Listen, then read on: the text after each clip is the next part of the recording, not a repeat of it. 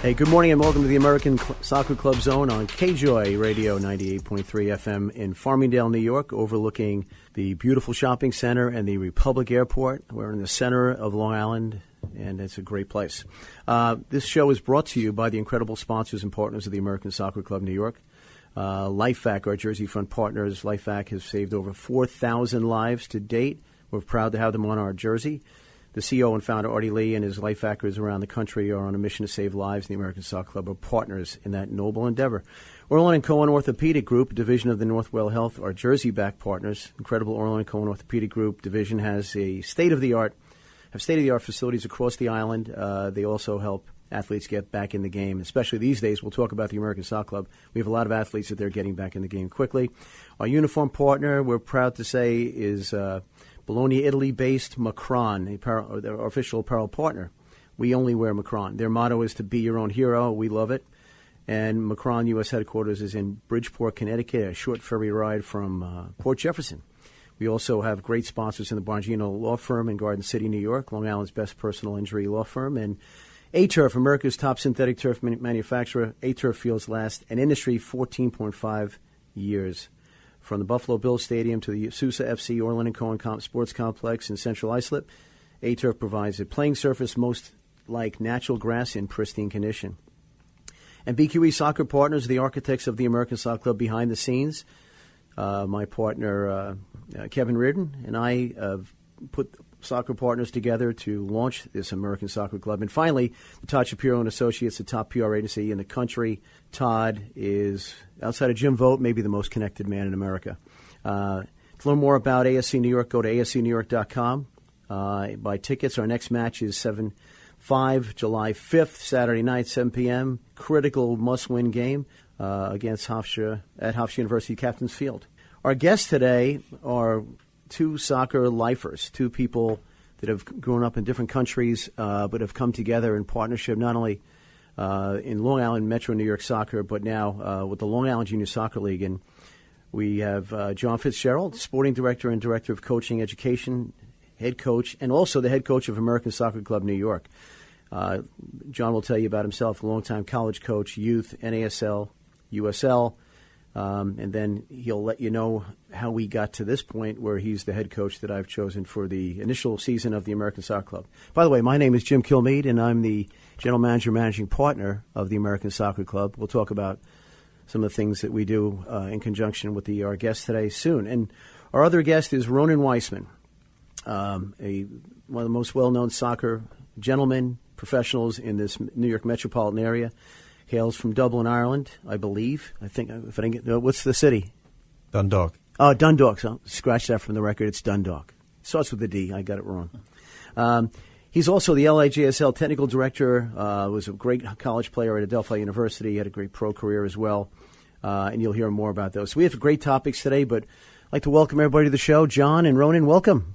Thanks, Jim. Thank you. Good morning. So, John, let's start with you.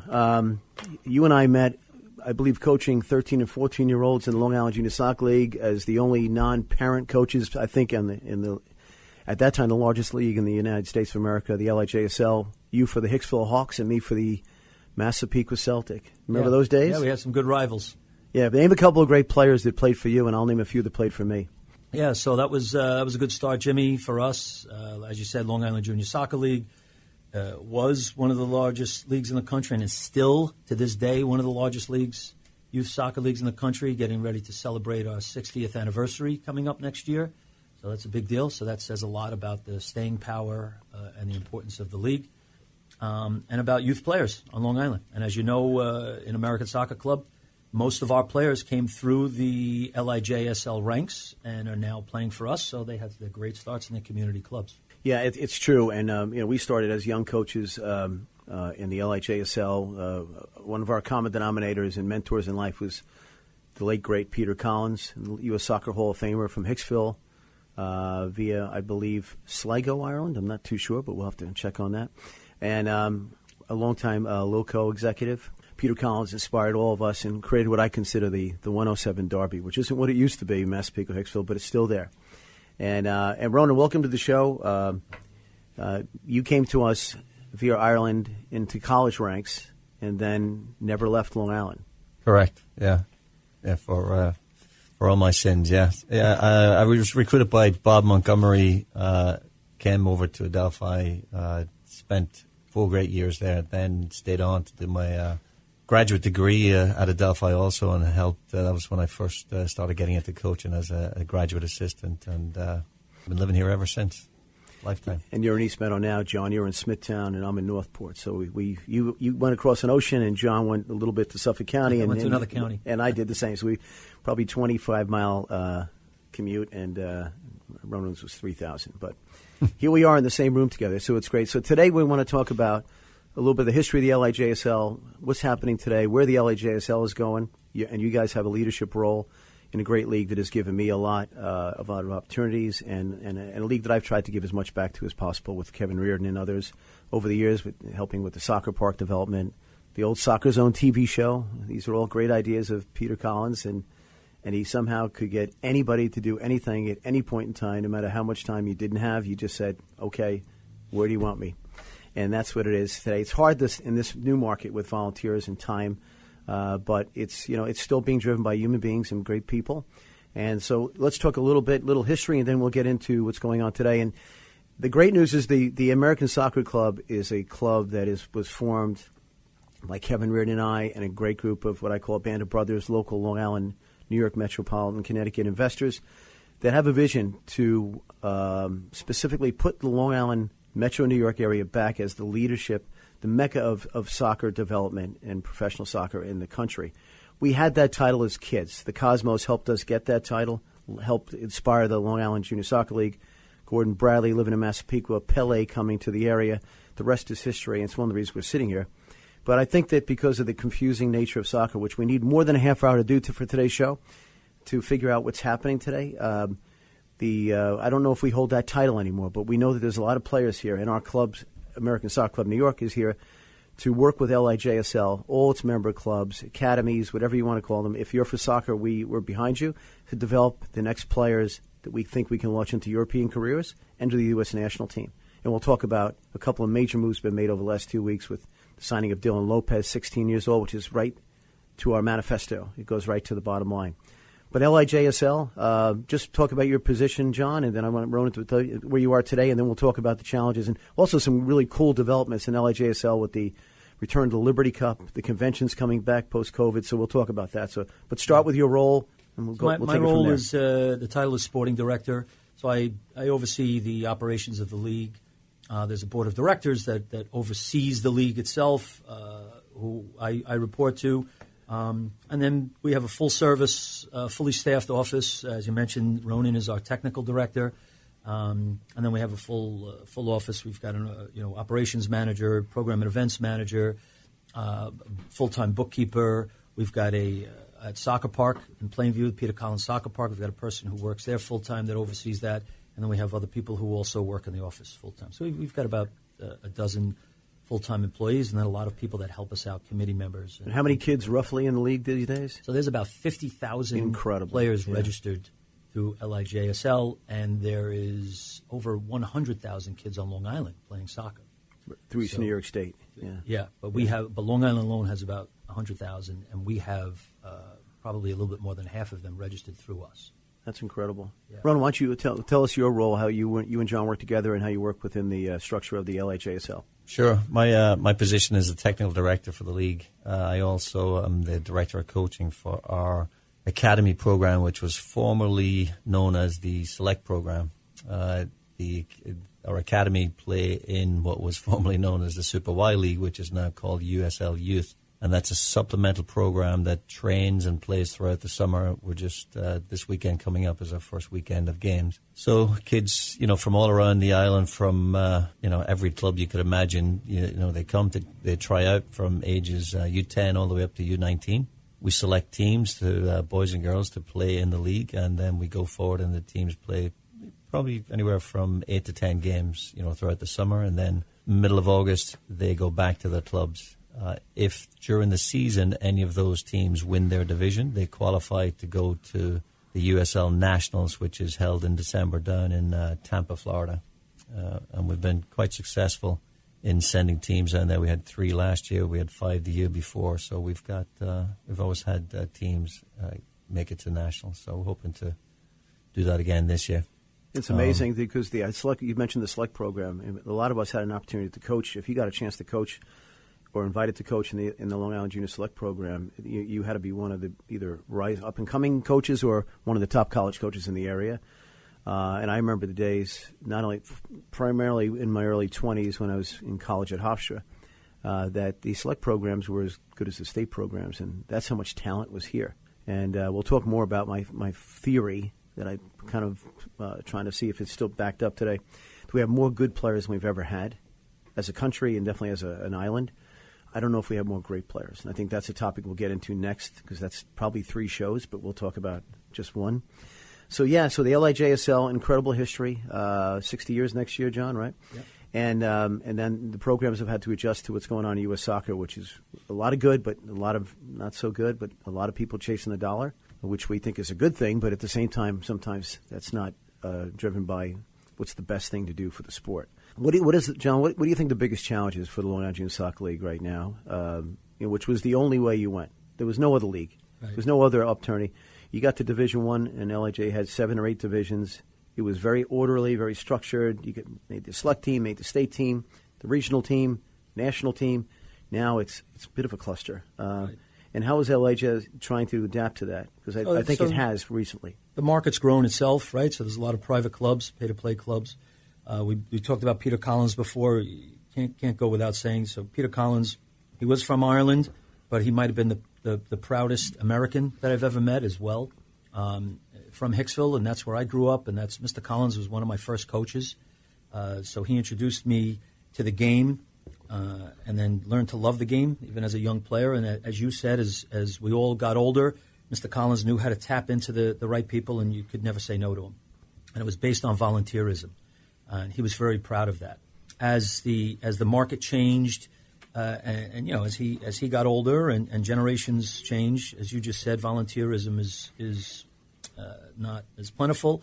So now, most people they'll do the work, but you also have to make sure that you're paying for that. So Long Island Junior Soccer League has tried to keep true to the roots of community clubs. We have about 100 clubs under our umbrella, which is amazing. That's what makes us one of the largest leagues in the country. And those are community clubs, and that's where most young players get their start. And it's through those community clubs who are run by presidents and boards who are volunteers themselves. So they're doing the yeoman's work. They're doing the amount of work that nobody's paying for. I mean, I could tell you in the last 24 hours I had 3 presidents that I spoke to personally who are having issues, and each one of them made a point to say, look, I'm taking valuable time away from my family to do this. However, I still love this, and I want to help out the kids in my community. But sometimes, some people who are asking them to do that extra work don't understand everything they go through. So thank goodness for people like that are still involved in the game. So we've got a mix of volunteers. We've got a mix of pay-to-play. We've got a mix of trainers and professional coaches. So the game itself has grown to such a great level, as you know. We're hosting the World Cup next year. This is the second time our country's hosted the World Cup. So as a country, our expectation, as in anything, is that it goes to the highest level, and the same thing here locally. And now with all these new leagues like EDP and ECNL, the League du Jour, the MLS, U.S. Club coming into play, it's like 10, 15, 20 years ago, on whatever it was. It does make you – and I'll weigh in on 2 seconds on one thing. As a coach in the North Port Harbor Soccer Club, for my last son going through the program, Jack, and my stepson, James Diaz, to keep our team together with Mark Lugers as kind of our head coach at the time, from 2009 to 2019, it was unrecognizable where this team played. It was so difficult to keep it together. You have academies dropping in your lap like Barcelona, Valencia, Boca Juniors, all playing in the U.S. Club banner.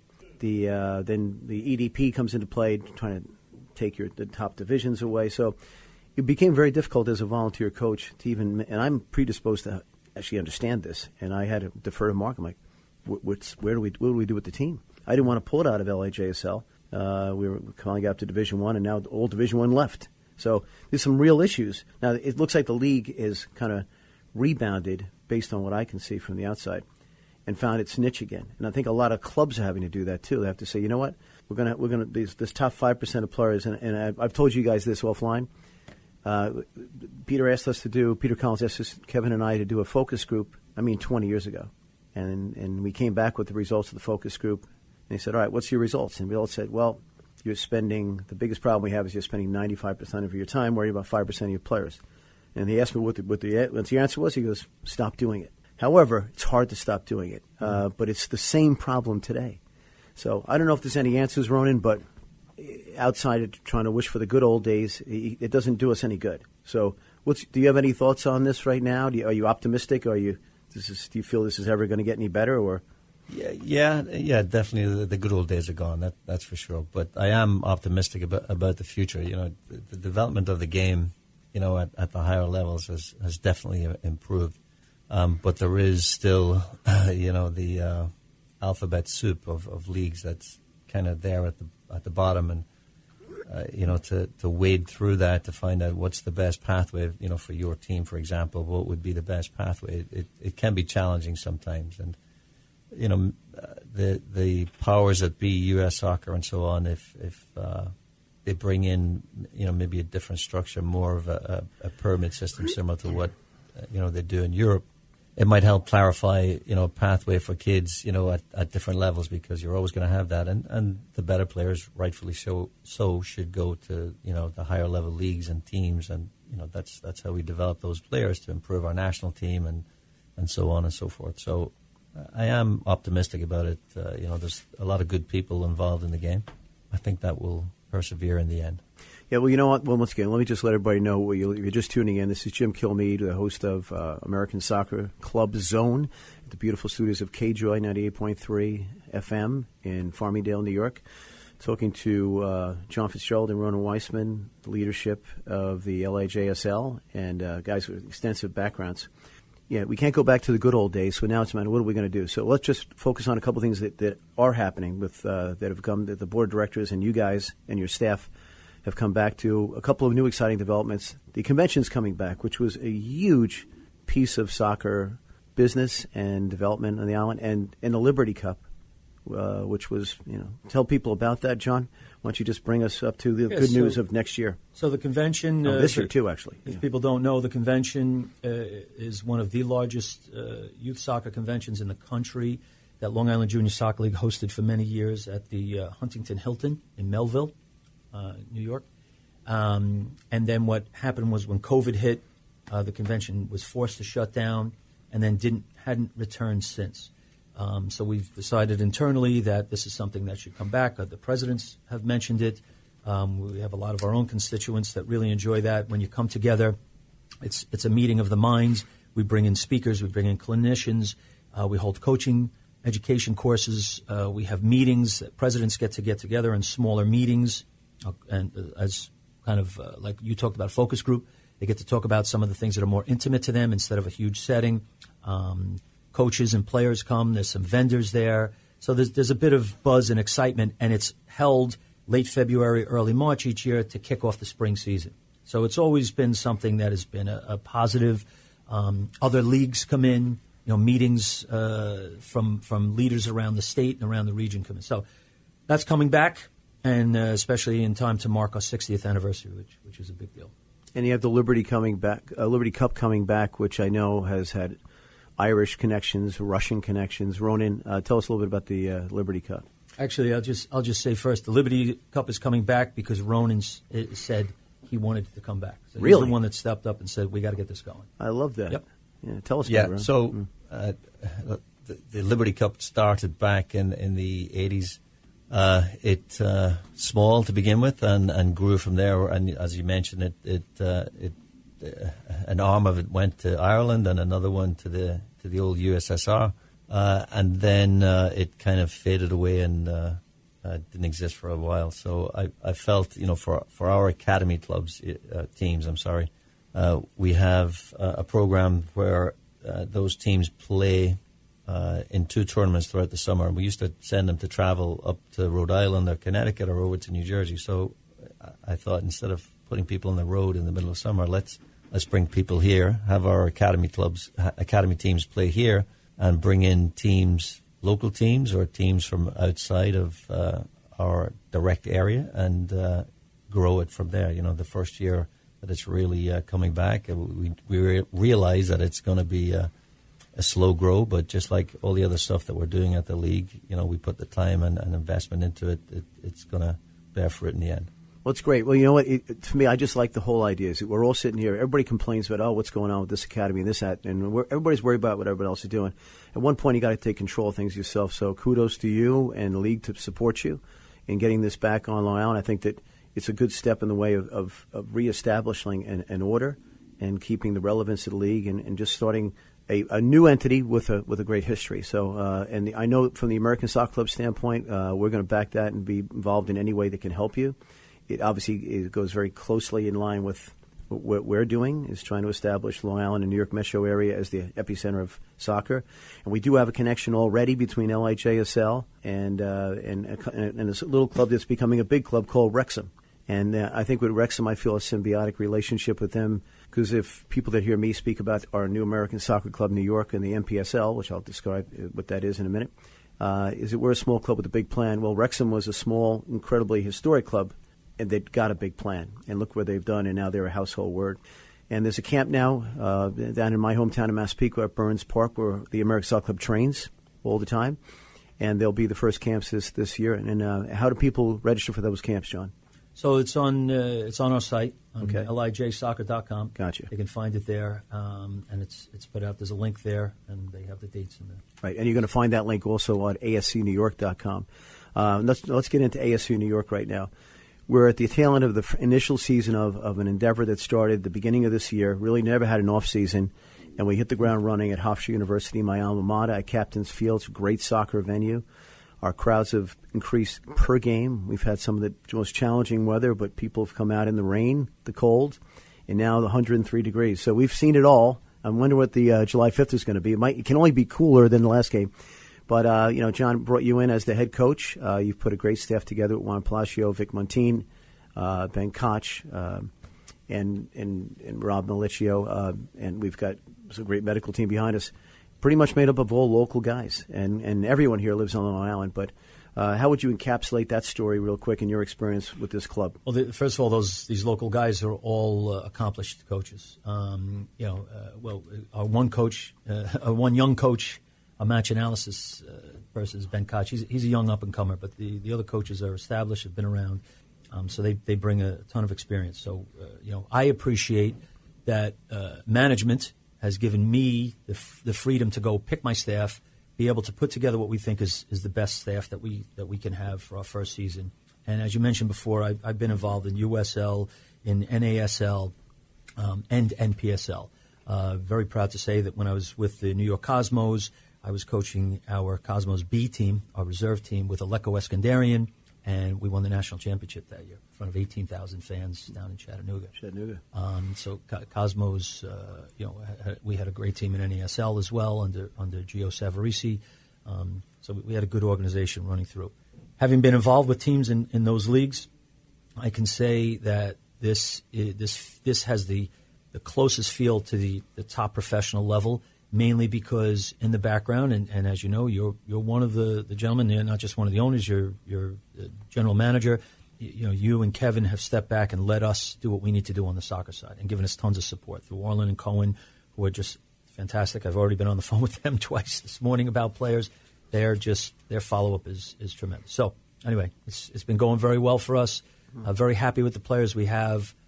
You mentioned a young player that we just brought in, so we're looking for to help develop young players as well as bring in experience. Now let's talk about that young player. He's a big story. The New York Post recently became intrigued with the American Soccer Club in New York and our development, and wrote a great story.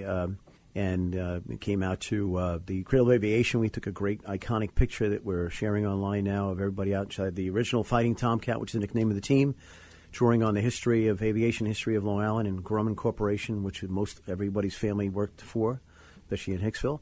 And we have an iconic picture next to that Fighting Tomcat jet with all of our team. But one of the biggest developments is that the club, instead of just going out to hire another 30-year-old superstar that can just guarantee us getting the playoffs, we brought in a 28-year-old star that's already scored his first goal in a week, We also did what we said we were going to do. We're going to give local Long Island players. And so we signed Dylan Lopez from Ronkonkoma, Lake Grove Newfield Soccer Club, and Connecticut High School.